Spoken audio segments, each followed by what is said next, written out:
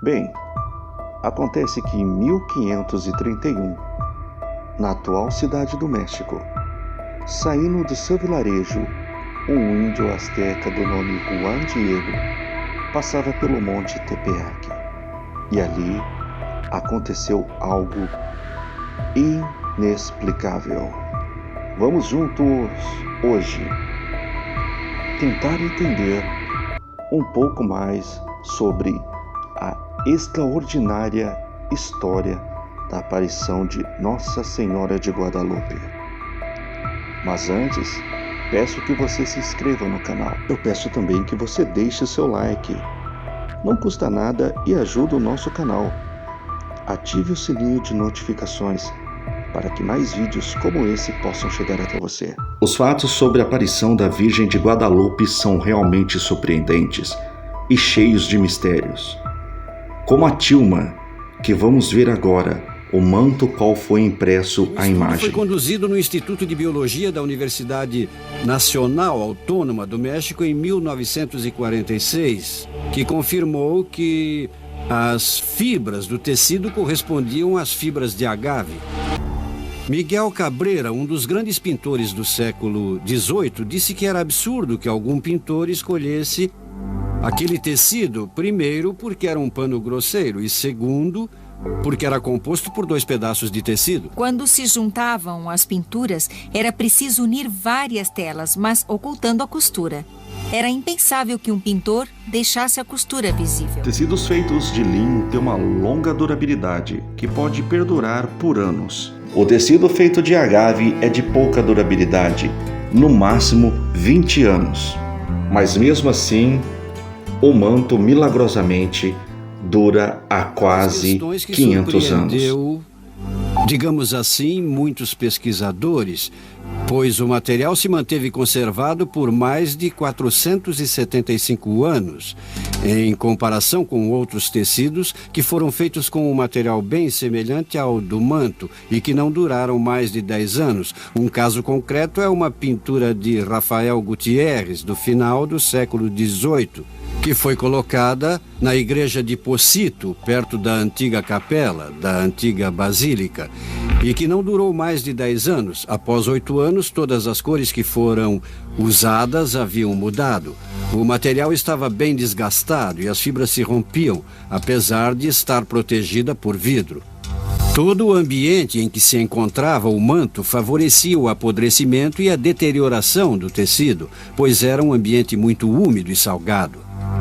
O sal adere às rochas e pedras e faz com que elas desmoronem, e a imagem original ficou praticamente 120 anos sem a proteção de um vidro. Então é mesmo uma surpresa o fato de que esse material tão frágil tenha sido preservado. E não se resume somente a isso. No ano de 1921, um atentado à bomba acabou causando um incêndio, no qual destruiu tudo o que estava dentro da igreja. Também, pela força do calor, retorceu um crucifixo de bronze maciço que estava próximo à imagem, e a imagem em si não sofreu nenhum dano. Também sobre a pintura, o manto não recebeu nenhum tipo de preparo prévio, que normalmente os pintores fazem com as telas, para preenchimentos de frestas e criar uma superfície lisa. E esse fato é comprovado desde 1666. Também como o manto é tão fino que é possível ver através dele. Um outro fato é que o brilho das cores da imagem estampada no manto parece não sofrer agressão do tempo. Uma descrição de como era a aparência da pintura ao longo da história e as cores que tinha. E elas permaneceram as mesmas. Mas as pinturas que foram preservadas e mantiveram a cor possuem uma base de preparação e receberam uma camada de proteção, um verniz final que protege as cores. E ainda assim, o verniz aplicado se oxida com o tempo. Em pinturas, para se alcançar no aspecto de profundidade e volume, é necessário várias pinceladas, tanto quanto também várias tonalidades para alcançar esse objetivo. E na imagem da Virgem de Guadalupe, do manto que temos, é como se fosse uma única pincelada ou uma única aplicação de tinta. E outro fato muito surpreendente é que o tecido é muito grosseiro, porque conseguimos ver os nós e as partes mais grossas que servem para criar volume. Nos lábios da Virgem, um dos nós do tecido ajuda a criar esse volume. É como se aproveitasse as imperfeições do tecido para formar o rosto dela. Existem diversas pinturas de Nossa Senhora de Guadalupe pelo mundo, mas nada que se compare ao que foi impresso na tilma milagrosamente. Também foi usada a técnica de fotografia infravermelho, uma técnica crítica usada em pinturas antigas. Técnica essa que foi usada nos anos 80 pelo professor Joe Smith e Philip Callahan para realmente comprovar que não foi usado nenhum tipo de fundo na peça. E não foi só isso. O Dr. Callahan conclui, depois de realizar os estudos, primeiro que não podia determinar o tipo de pigmento usado. Ele ficou surpreso com a preservação dos pigmentos depois de tanto tempo. E também ficou surpreso com o fato de que o manto não sofrera agressão nenhuma da fumaça e da radiação vinda das velas que eram acesas diante da imagem. A descoberta de Callahan comprovou a análise química que foi feita anteriormente no manto. Também pôde-se observar, através desses estudos e de um estudo em especial que foi feito em 1936 pelo Dr. Richard Kuhn, que analisou uma fibra amarela e uma fibra vermelha do manto. E ele não pôde determinar se os pigmentos eram de origem vegetal, mineral ou animal.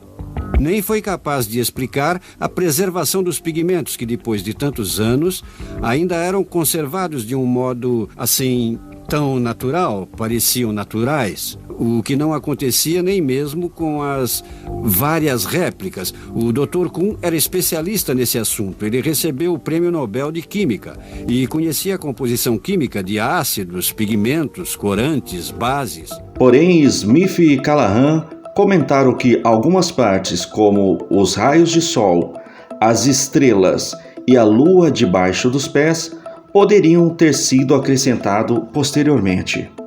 Mas também aí tem um porém. Como explicar que todas as cópias da imagem, mesmo as mais antigas, têm os mesmos elementos da original? A cópia mais antiga, de 1571, se encontra em Gênova, na Itália. Esta imagem chegou à Itália pelas mãos de Filipe II, o rei da Espanha, que a ganhou de presente do segundo bispo da Cidade do México. Felipe II, por sua vez, a deu a seu almirante de frota, que era um genovês, Andrea Doria. Diz a tradição que Andrea Doria levou a imagem e a colocou na galera principal da frota católica, na Batalha de Lepanto, em que o cristianismo derrotou os turcos. E nos anos 70, o padre Mário Rojas, um grande conhecedor do povo azteca, percebeu que a imagem não era somente uma pintura, mas um código simese americano cheio de símbolos e significados. O que aparece na imagem de Nossa Senhora tem um significado. A sua roupa e todas as cores que ela apresenta são da realeza. A cor azul turquesa, representa o jade, que era mais valioso que o ouro. A cor rosa em seu vestido tem o significado do nascer do sol, dizendo que a Virgem trazia o sol de Deus. E a cor do amanhecer traz as flores do cerro. São 3 tipos de flores. Nos símbolos astecas, um dos mais importantes é a flor de Nauioli, que é uma flor com 4 pétalas e um centro. As 4 pétalas significam os pontos cardeais, o movimento eterno de Deus, o centro do universo. Isso, para os astecas, significava que aquilo era o mais importante que ela tinha. Com isso, ela dizia que carregava o menino Jesus. Ela trazia Deus, a criança Sol, para nascer aqui com eles, para que o conhecessem, para que o encontrassem. E eles entenderam tudo isso pela flor de Nauioli. As flores do cerro são chamadas assim porque possuem... Ela tem a forma das colinas. É assim que as colinas são simbolizadas em mapas. Como essas flores, com pequenos círculos que terminam em bico, porque com isso ela queria dizer Tepeyacatel, que significa o pico da colina, ou Monte Ponto. O padre Chaves reforça ainda mais o significado das flores que os índios chamavam de flor e canto. O símbolo do bispo eram as flores, em uma terra que já estava morta, árida, poeirenta, salgada, onde não havia vida, mas havia flores. E para os índios, flor e canto significam a verdade. O símbolo é muito mais potente, muito mais forte a partir da mentalidade indígena do que da espanhola. E eles disseram, não consigo ver a raiz, mas eu entendo que é na raiz que está a vida. E, portanto, o sinal que estava sendo enviado pela Virgem para o bispo era o símbolo da verdade. E tudo isso que eu acabei de dizer, os índios entenderam porque fazia parte da vida deles, fazia parte da cultura deles, e eles entenderam perfeitamente que era algo nobre. Além disso, ela era a imperatriz, porque somente o imperador Montezuma podia usar o manto azul, que significava céu cravejado de esmeraldas, ou seja, era um azul esverdeado. E ela era mãe, porque estava grávida de Deus Todo-Poderoso, porque lá estava a flor de 4 pétalas.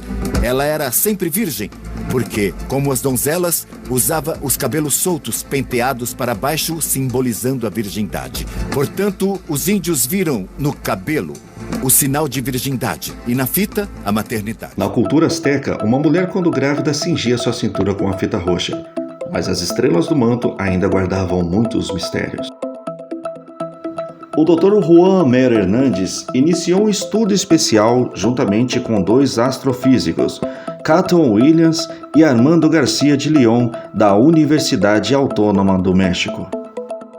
Os pesquisadores iniciaram pela data de exposição das estrelas que correspondia ao solstício de inverno de 1531.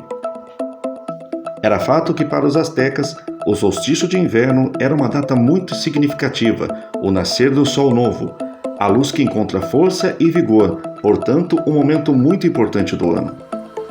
Os pesquisadores descobriram que em 1531, o solstício de inverno aconteceu exatamente em 12 de dezembro, o dia do milagre. O mais interessante é que, o solstício de inverno devia ter sido no dia 22, mas foi no dia 12. E foi aí que começou toda a história. Até mesmo os astrônomos do Centro Astronômico do México disseram que o solstício foi no dia 12, porque ainda não havia sido feita a mudança do calendário juliano para o calendário gregoriano, o que só foi feito 50 anos depois. E como narrado no Nicamo Poa, o milagre aconteceu no final da manhã. Naquela hora não era possível ver as estrelas. Então o que fazemos é simplesmente traçar as posições das estrelas no planeta. Analisando as constelações que eram visíveis naquele momento nos territórios do Vale do México, o Dr. Hernandes descobriu algo surpreendente. O céu coincidia com as estrelas do manto. Do lado esquerdo do manto é possível ver as constelações do sul. 4 estrelas que faziam parte da constelação de Ofiucos. E abaixo se podia notar Libra e à direita Escorpião. Na altura do braço, 2 estrelas da constelação de Lobo e uma extremidade de Hidra. Abaixo, um quadrado ligeiramente inclinado da constelação de Sagitário, e se pode ver nitidamente o Cruzeiro do Sul. Na parte inferior, Sírio brilha sozinho. No lado direito, é visível as constelações do norte, sobre o ombro de Maria, um fragmento da constelação de Pastor. Abaixo é nítido a Ursa Maior, à sua direita, a cabeleira de Berenice, e abaixo, os cães de caça. À esquerda se vê Tubã, a estrela mais brilhante da constelação de Draco. Abaixo, as 2 estrelas parte da Ursa Maior e 3 estrelas da constelação de Touro. Não foi uma tarefa fácil, porque, como se sabe, o céu é côncavo e colocá-lo em alguma coisa plana é completamente diferente. Mas tudo isso foi feito e a princípio imaginamos que as estrelas no céu tinham sido dispostas como se a envolvessem, mas não era o caso. Era mais como um espelho. As estrelas no manto da Virgem reproduzem a disposição das constelações no momento da aparição, mas vista a partir do espaço e não da Terra.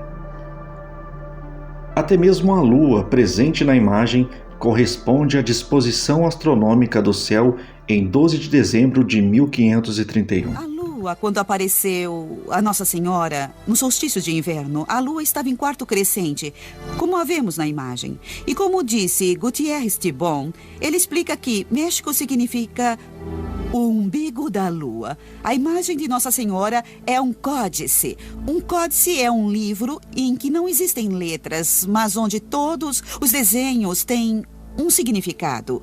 O vestido representa a terra e as estrelas no manto azul representam o céu. O ano de 1531 foi um ano muito especial na complexa cosmogonia asteca. É fato que o solstício de inverno ocorreu sob a conjunção do Sol com Vênus, um evento astronômico registrado a cada 104 anos e de muita importância para os astecas, porque representava o início de uma nova era. Os astecas já haviam previsto que naquele ano se iniciaria uma nova era. Que é o calendário solar, ou o calendário dos astecas, se inicia uma nova era na casa 13, que é em 1531. Em 1521 se concluiu a conquista do México. Foi uma época terrível, assustadora para os índios. Houve uma grande depressão. Não só por terem sido derrotados na guerra, mas também porque tinham em sua mentalidade religiosa, acreditavam que o quinto sol, aquele momento, aquela era em que eles viviam, iria acabar. Na imagem da Virgem, nos relatos das aparições, existem referência a uma das divindades mais amadas dos astecas, a deusa Tonantzin. O festival estava associado ao solstício de inverno. Ela era Tonantzin, a mãe de todos os deuses. Era uma deusa e seu templo ficava no sopé do Tepeyac. Acredita-se que os índios inicialmente chamavam Guadalupe pelo nome da deusa Tonantzin, reconhecendo nela a mesma divindade. Eles haviam acrescentado um título indígena, Tonantzin Guadalupe. Tonantzin não é um nome, é um título. Nossa querida mãe, é um tratamento bem reverencial. Mas então, quem teria pintado essa imagem que representa uma síntese entre a iconografia cristã e a cultura mesoamericana? 10 anos depois da conquista do México, quem poderia ter esse profundo conhecimento entre os dois mundos? E quem poderia ter representado esse conhecimento em uma obra-prima tão harmoniosa como a imagem de Guadalupe? Estudos sobre a imagem La Morenita demonstram que a pintura respeita a chamada proporção áurea, que é uma correspondência harmoniosa entre as partes individuais e o conjunto entre os espaços e volumes. Os gregos conheciam bem e que na proporção áurea de 1:618 estão presentes na natureza, no homem, nas galáxias e até mesmo na música. Meu marido começou a usar como referência a costura no centro da imagem e a partir dela ele encontrou um quadrado perfeito. E desse quadrado perfeito, com a ajuda de um compasso, ele ressaltou outra parte da imagem que forma um pequeno retângulo, como pode ser visto na imagem. E o total da imagem, o quadrado mais o retângulo, está na proporção áurea, a proporção perfeita. Em 2008, um matemático chamado Fernando Renalhantes fez uma incrível descoberta usando como base os estudos de Pitágoras sobre matemática e música. Utilizando o retângulo áureo da imagem como ponto de partida, o matemático obteve um pentagrama, descobrindo que os símbolos do vestido e as estrelas do manto se encaixavam perfeitamente como pausa e notas musicais. O resultado foi a descoberta de uma melodia real e verdadeira na figura da Virgem de Guadalupe.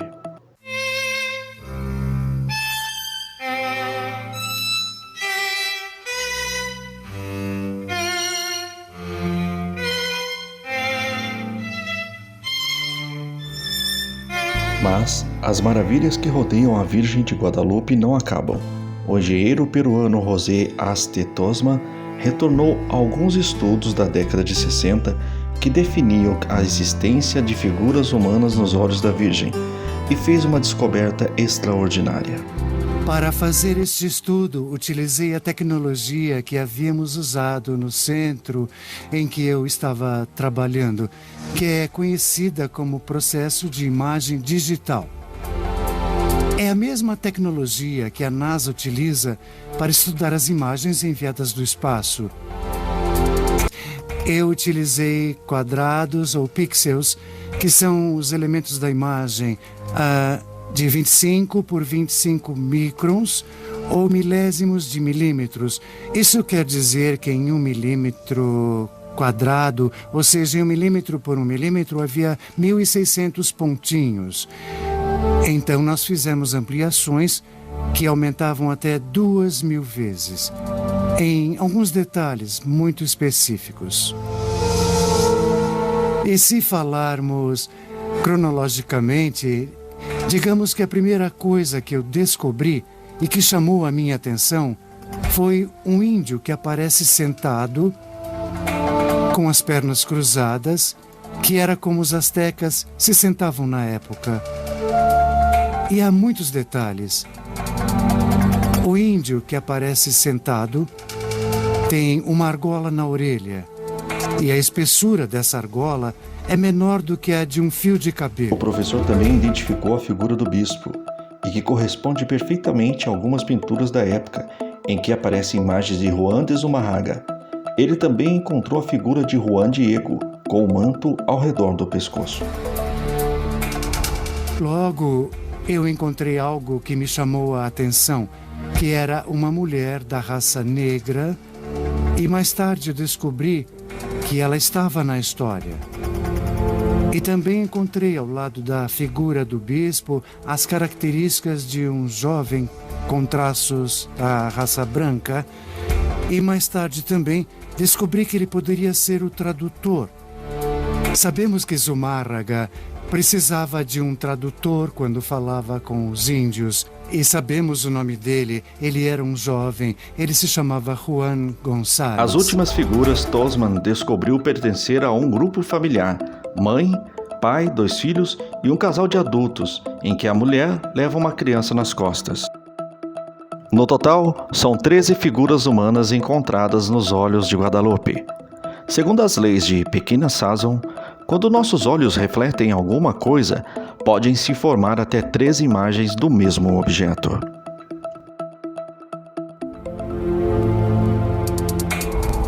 Quando olhamos para algo, as nossas córneas atuam como 2 espelhos, são 2 cristais, digamos assim, que refletem o que está diante de nós. E não é a mesma imagem, quer dizer, a mesma dimensão nos 2 olhos, porque eles estão separados e, na verdade, é por isso que vemos em 3 dimensões, pode-se dizer. Nos olhos da Virgem encontramos 13 imagens, mas elas estão agrupadas em 2 cenas. Uma das dúvidas que as pessoas têm muitas vezes é se a Virgem estava num manto, como ela podia ver Juan Diego? E isso é algo muito interessante quando analisamos o manto, em que podemos sim ver, e eu analisei com bastante cuidado, não é só a imagem da Virgem, é como se fosse um momento antes de ela ser impressa. Então a hipótese é que a Virgem estava diante do grupo invisível. La Morenita apareceu diante do tio de Juan Diego e o curou, e também lhe revelou o seu nome, Guadalupe. Mas Guadalupe já era um nome muito conhecido na Espanha, na região da Extremadura, e estava ligado a uma outra aparição, que tinha raízes no período em que Lucas o Evangelista escrevera o Evangelho.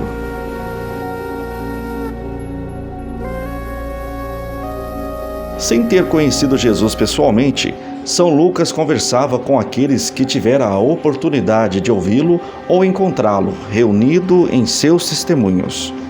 E o apóstolo Paulo teve um papel fundamental na formação do seu evangelho. O evangelista o acompanhava em suas longas viagens da Palestina à Grécia, fazendo inúmeras perguntas a respeito de Cristo. Ele também esteve presente durante os sermões que o apóstolo pregava. Mas, acima de tudo, Lucas relatava fielmente as histórias da verdadeira protagonista, Maria. Em suas longas conversas, ela lhe confiava muitos detalhes da vida do seu filho querido, de sua infância e dos primeiros sermões. São Lucas escrevia tudo com atenção e ouvia devotamente. Além de ser evangelista, São Lucas era artista e médico. A Virgem foi tema de muitas pinturas e esculturas atribuídas a ele. E de uma delas parte a incrível história que nos coloca em contato com a Virgem de Guadalupe, no México. É uma estatueta representando a Virgem com o menino e que foi colocada ao lado do corpo de São Lucas quando ele morreu em Tebas. Mas como essa estátua saiu da Grécia e chegou até a região da Extremadura, na Espanha? Acredita-se que tenha sido levado de Tebas a Constantinopla junto ao caixão de São Lucas por ordem de Constâncio, em 357 d.C. Com uma grande procissão, o caixão de São Lucas foi levado à igreja, com toda a corte imperial. À frente de todos ia o bispo de Constantinopla, Macedônio, que trazia essa estátua com as mãos erguidas, enquanto a procissão chegava ao altar central. Mais tarde, foi revelado que a estátua havia sido um presente do imperador do Oriente, Maurício, ao futuro Papa Gregório Magno, quando este ainda fazia parte da corte imperial como embaixador do pontífice. Quando Gregório voltou a Roma, tinha duas imagens da Virgem. Uma era em forma pictórica e outra era a estátua de madeira que ele levara consigo. Em 590 d.C., Gregório foi eleito Papa, mas a estátua de São Lucas não permaneceria por muito tempo em Roma. Gregório decidiu dar a estátua a um grande amigo, um homem de muita espiritualidade e grande inteligência, que era São Leandro, bispo de Servilha. A estátua ficou no altar da Catedral de Servilha durante um século, mas desapareceu durante a invasão árabe à Espanha. Diz a tradição que alguns clérigos a levaram para um local seguro. Eles a colocaram em uma bolsa e fugiram para o ocidente percorrendo a antiga estrada romana, a Rua dos Lusitanos, que atravessava Portugal de norte a sul.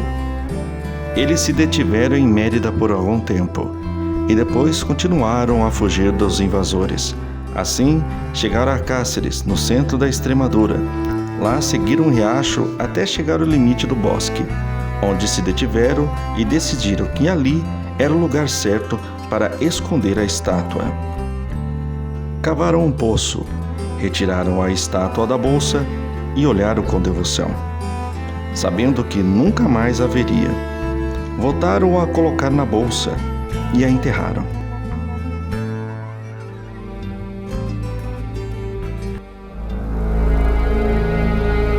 Dessa estatueta, é óbvio que não se soube mais nada. Mas continua a se falar disso nas lendas dos povos daquela região, nas aldeias daquele lugar. Histórias que narravam acontecimentos estranhos. E que as avós e avós contavam a seus netos ao redor da fogueira. Durante os invernos, contava-se que havia um tesouro escondido na floresta. Por 600 anos, a estátua de São Lucas foi esquecida até o verão de 1329. Diz a tradição que naquele ano, Gil Cordeiro, um pastor de Cárcere, entrou na floresta para procurar uma vaca que se perdeu de seu rebanho. Ele vagou por 3 longos dias, percorrendo trilhas inacessíveis da Extremadura.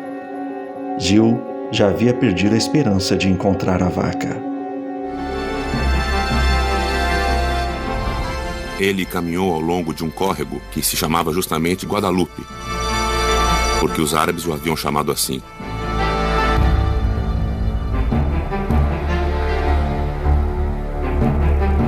E em uma pequena clareira, ele finalmente encontrou a vaca, caída no chão, morta. Ele se aproximou da vaca apenas para remover a pele e utilizar o couro, mas quando se abaixou ao lado da vaca, ela ficou em pé, viva e saudável. E só então, no meio de uma luz brilhante, ele viu a Virgem Maria. Maria pediu ao pastor que fosse buscar os frades do povo e disse que deveria cavar onde o animal estava, pois lá encontraria uma estatueta de madeira que deveria ser venerada. O pastor, transtornado, voltou à aldeia e na manhã seguinte, ao chegar em casa, contou à esposa o que acontecera.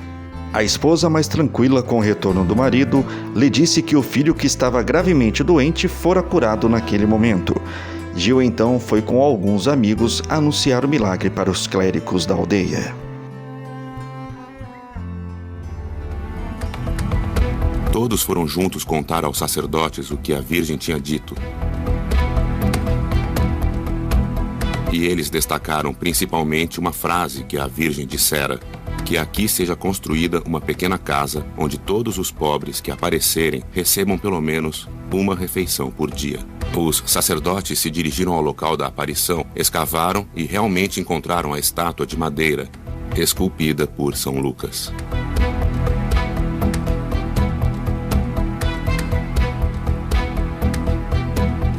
E naquele lugar, à margem do rio Guadalupe, foi construída uma capela, que logo se tornaria um lugar de devoção e morada para os mais pobres.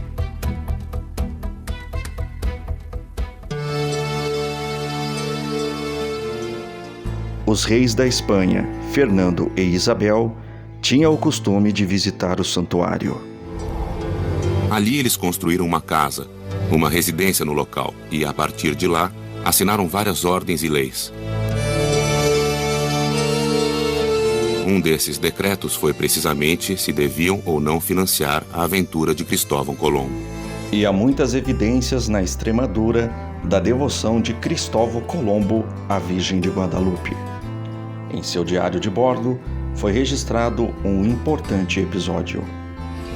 No regresso da descoberta da América, a caravela de Cristóvão Colombo entrou em uma forte tempestade. Naquele momento terrível e assustador, Colombo reuniu a tripulação e fez uma promessa. Se a Virgem os salvasse daquela horrível tempestade, alguns deles deveriam ir em peregrinação a um santuário da Europa. Colombo manteve a sua promessa e foi ao santuário da Virgem de Guadalupe na região da Extremadura. Cortés também era da região da Extremadura, assim como muitos missionários enviados ao Novo Mundo. Isso sugere que os próprios espanhóis chamaram a Virgem mexicana pelo nome de Guadalupe. Mas há indícios que os espanhóis e até mesmo os missionários franciscanos não queriam que a Virgem mexicana recebesse esse nome. Além disso, naquela época os dois povos estavam bem longe de se conhecerem e se compreenderem. Após o decreto de Carlos V, o ministro dos franciscanos na Espanha, Francisco de Los Angeles, enviou um grupo missionário chamado os 12 Apóstolos do México. E os índios, especialmente os sacerdotes, não entenderam por que esses homens tão santos que transmitiam uma mensagem de paz, que traziam uma mensagem de fraternidade, eram tão diferentes dos outros homens brancos espanhóis, que, por sua vez, os torturavam, os privavam da liberdade e os matavam.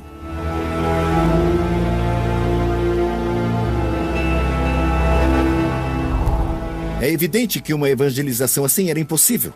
Era impossível e titânica. Imaginem que antes de 1531 havia cerca de 35 missionários franciscanos, pouquíssimos dominicanos e alguns padres diocesanos para realizar essa tarefa monumental com uma multidão de cerca de 23 milhões de índios.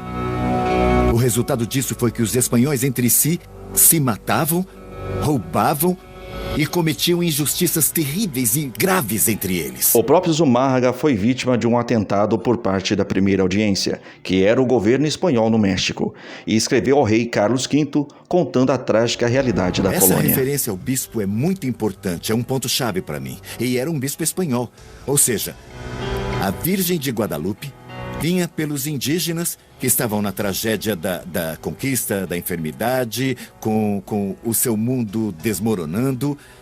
E vinha pelos espanhóis que estavam se destruindo entre si, que estavam até tentando mesmo matar o seu próprio bispo. Ela veio para resolver os problemas de todos, não somente dos povos indígenas, mas também se dirigia aos espanhóis e aos mestiços nascidos aqui. E nela se irmanaram dois grandes povos que eram humanamente irreconciliáveis, com visões diversas, diferentes, com cosmogonias distintas, com concepções diferentes de Deus, do homem, da natureza. Com certeza, em Maria nos unimos, em Maria nos integramos. O alcance da mensagem que a Virgem de Guadalupe incorporou à sua própria imagem foi enorme na América Latina. Guadalupe chegou para dar dignidade e proteção a todos, personificando em si, através dos traços mestiços, o nascimento de uma nova raça, fruto da união e da integração. E é por isso que Guadalupe se tornou um símbolo do povo mexicano, que surgiu de uma união inicialmente muito violenta. Ela tem uma espécie de futurismo, não é? Porque os primeiros mestiços nasceram só depois de 1521 e ela fez uma aparição em 1531. A imagem de La Morenita é o único exemplo de interculturalização perfeita e existente na história, porque Maria tocou o coração dos índios, que compreenderam através de sua imagem que podiam confiar nela. E tocou o coração dos espanhóis, que reconheceram compreendendo a dignidade dos povos indígenas, que eles vinham ensinar através da representação dos símbolos dessa cultura. Tudo isso teve um impacto incrível. Está nos anais da história que, após todas as aparições, milhões de pessoas foram batizadas. Não milhares, milhões. A aparição da Santíssima Virgem ajudou imensamente no projeto catequizador, que naquele momento enfrentava dificuldades extremas.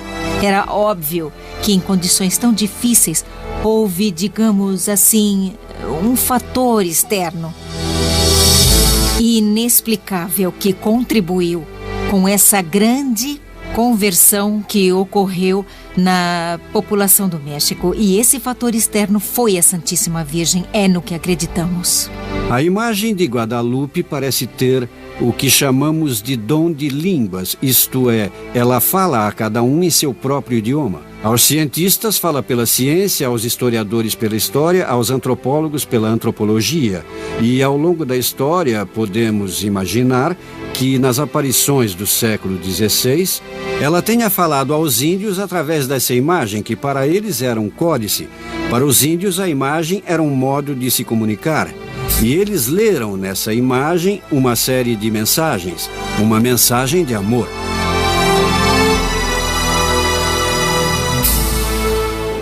E foi assim, do manto de um pobre índio, repleto de rosas, que se revelou a grandeza da Mãe de Deus a todos naquele momento. E também posteriormente a todo o mundo. Obrigado a você que veio até aqui conosco. Agradecemos muito. Fique com Deus. Até o próximo. Tchau.